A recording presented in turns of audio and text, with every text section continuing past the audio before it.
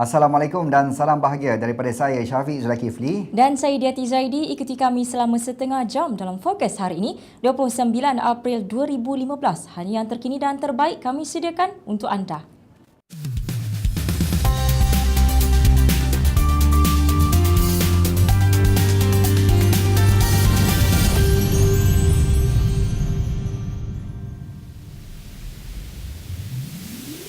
Tajuk utama Fokus hari ini 29 April 2015. Pasukan Malaysia hulur bantuan kemanusiaan operasi mencari dan menyelamat. Barangan basah, kering, berbungkus dan barangan bayi turun harga selepas GST. Manifesto Ekonomi Kebajikan Pendidikan Perumahan Komuniti dan Keselamatan.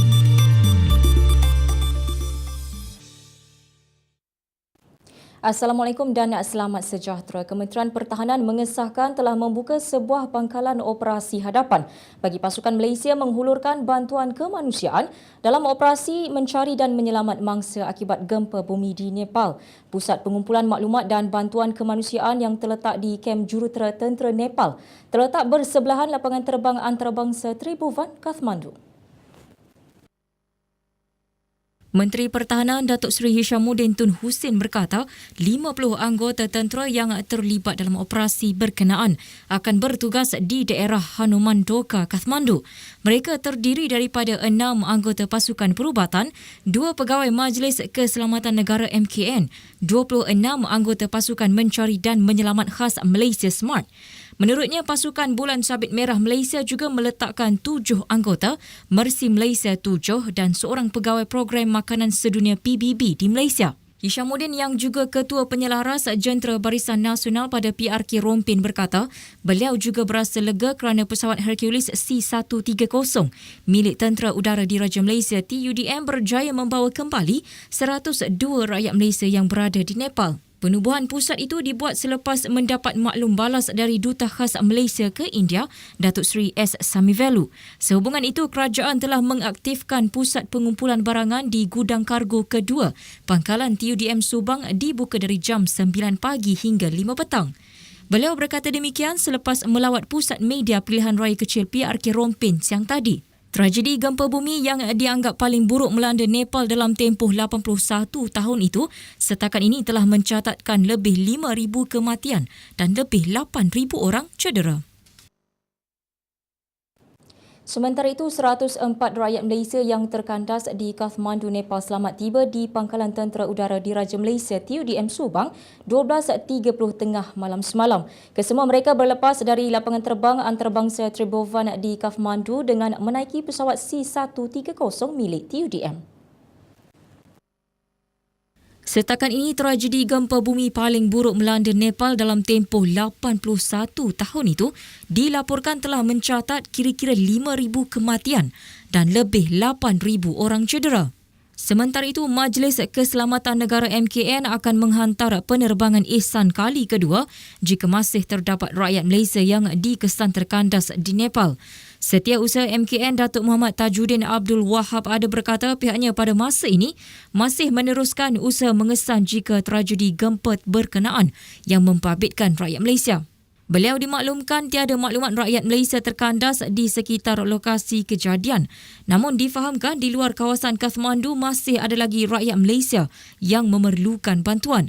Bercakap di Pangkalan Tentera Udara Diraja Malaysia TUDM Subang awal pagi ini, beliau meminta mana-mana rakyat Malaysia yang masih berada di Kathmandu supaya segera mendaftar dengan Kedutaan Malaysia di Nepal untuk dibawa pulang ke tanah air.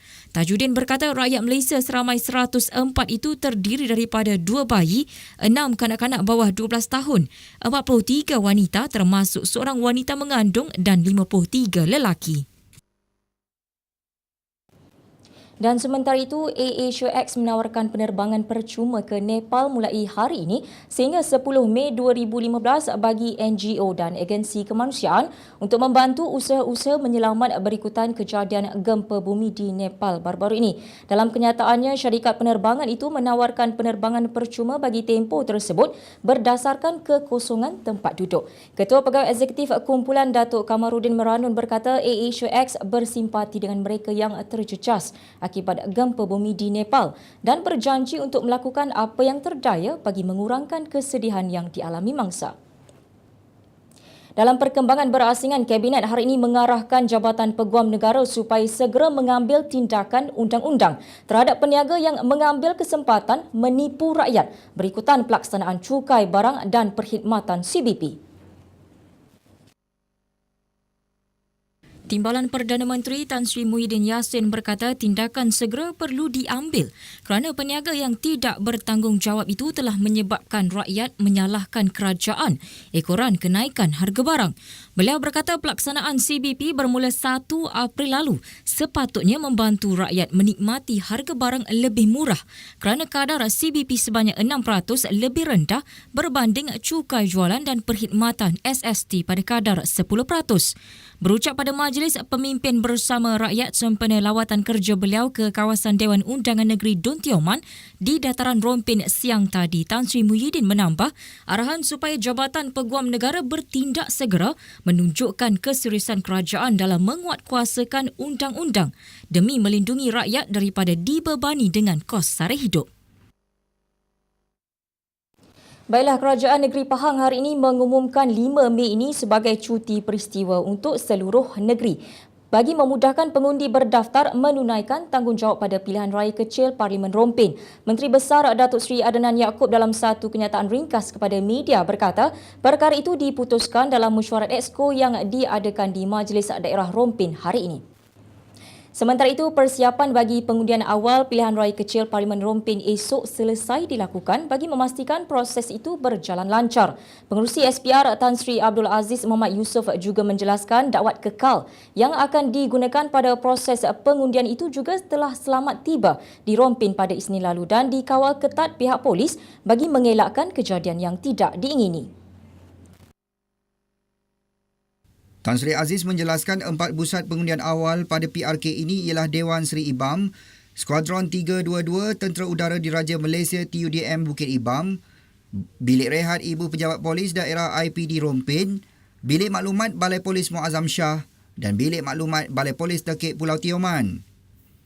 Abdul Aziz berkata ejen calon yang bertanding juga akan hadir menyaksikan proses pengundian awal itu manakala pemerhati tempatan daripada pertubuhan bukan kerajaan selain ahli akademik. Sementara itu, Ketua Pusat Media Rompin, Superintendent Abdul Aziz Mahmud dalam satu kenyataan berkata, daripada jumlah pengundi awal itu, seramai 285 adalah daripada ATM, manakala 260 adalah anggota polis.